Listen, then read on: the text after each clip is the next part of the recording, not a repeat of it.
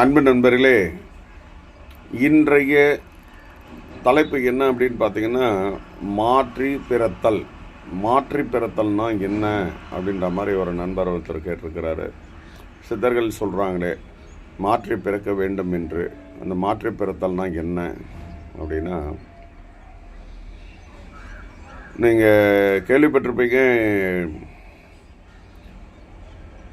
ஜீவசமாதியில் இருக்கிறவர்களுடைய உடம்பு அழியாமல், இந்த உடம்பு எப்பயுமே அழியாமல் இருக்கும் அப்படின்னு நீங்கள் கேள்விப்பட்டிருப்பீங்க. அப்போது ஜீவ சமாதியில் இருக்கிறவங்க அழியாமல் இருக்கிறாங்க அப்படின்னு எடுத்துக்கிட்டால்,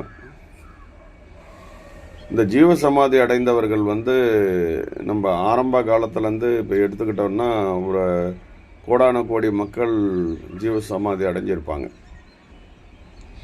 அப்போது நம்ம பல இடங்களில் நம்ம தோண்டுறோம். ஒரு ஏரியை தோண்டுறோம், குளம் வெட்டுறோம், கிணறு வெட்டுறோம். இந்த மாதிரி பல இடத்துல நம்ம தோன்றதெல்லாம் செய்கிறோம். ஆனால் அவ்வாறு தோண்டும் போதெல்லாம் ஜீவசமாதியில் இருக்கிறவங்களுடைய உடம்பு நம்மளுக்கு கிடைப்பதில்லையே. ஏன்? ஒரு சில இடத்துல இந்த தோண்டும் போது அந்த ஜீவசமாதி உடம்புகள் கிடைத்திருக்கிறது. இருந்தாலும் பெரும்பாலும் நமக்கு ஏன் கிடைக்க மாட்டேங்குது? அப்போ அந்த இடத்துல என்ன நடக்குது? அப்போ சமாதிக்கு பிறகு என்ன அப்படின்றது எல்லாரும் ஒரு கேள்வியை எழுப்பியிருக்கிறாங்க. இந்த சமாதிக்கு பின்பு தான் மாற்றி பிறத்தல் என்பது நடக்குதுன்றதை புரிஞ்சுக்கணும். அது சொல்லணுன்னா ஒரு விளக்கம் சொல்லணும். அதாவது எப்படின்னா, ஒரு பட்டுப்பூச்சி, இந்த பட்டுப்பூச்சியானது என்ன பண்ணுது அப்படின்னு கேட்டிங்கன்னா, ஒரு இலையில முட்டையை வச்சுட்டு போகுது. அந்த முட்டைகள் பொரிஞ்சு அதுலேருந்து புழு வருது. அந்த புழுக்கள் என்ன பண்ணுதுன்னா, அந்த இலைகளை 24 மணி நேரம் சாப்பிட்டு கொழு கொழுன்னு வளர்ந்துடுது. நன்றாக முழுதாக வளர்ந்த அந்த புழுவானது என்ன பண்ணுதுன்னா, ஏதாவது ஒரு கிளையில் போய்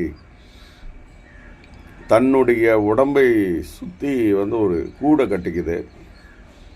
கூடை கட்டின பிறகு அந்த கூட்டிலேயே அது அமைதியாக சும்மா அப்படியே இருக்குது.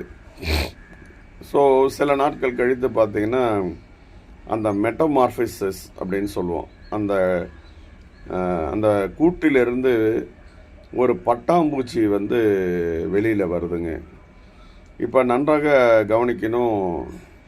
முட்டையிலிருந்து வந்ததோ ஊர்வன இனம், சரியா? அந்த ஊர்வன இனமாக இருக்கின்ற புழுவானது இப்போ அந்த கூட்டிலிருந்து வெளியே வரும் பொழுது பரப்பன இனமாக மாறிவிட்டது. இது பறக்கிறது, அது ஊறுறது. ஸோ ஊறுறது பறக்கிற இனமாக மாறி போகுது. இதுதான் மாற்றி பிறத்தல்.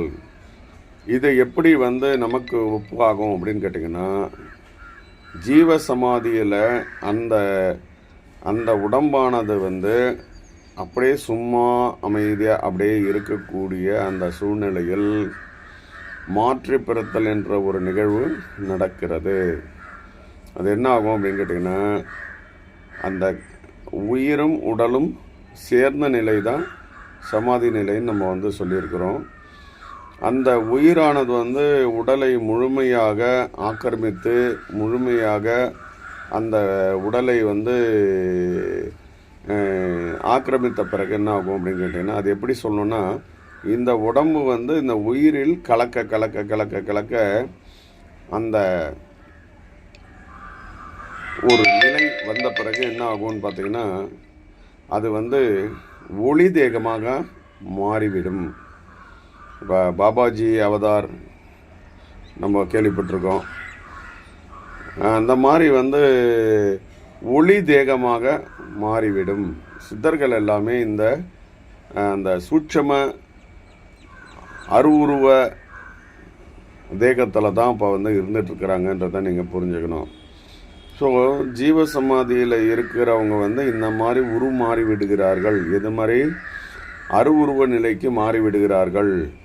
அந்த அருவுருவ நிலைக்கு மாறிவிட்ட பிறகு அந்த ஜீவ சமாதியில் வந்து ஒரு சொட்டு உடம்பு கூட அங்கே இருக்காது. உடம்பு முழுவதுமாக மறைந்துவிடும். அதனால்தான் நமக்கு வந்து அந்த ஜீவசமாதிகள் இருக்கின்ற இடத்துல நம்ம தெரியாதனமாக நோண்டி கூட அங்கே எதுவுமே கிடைக்கல.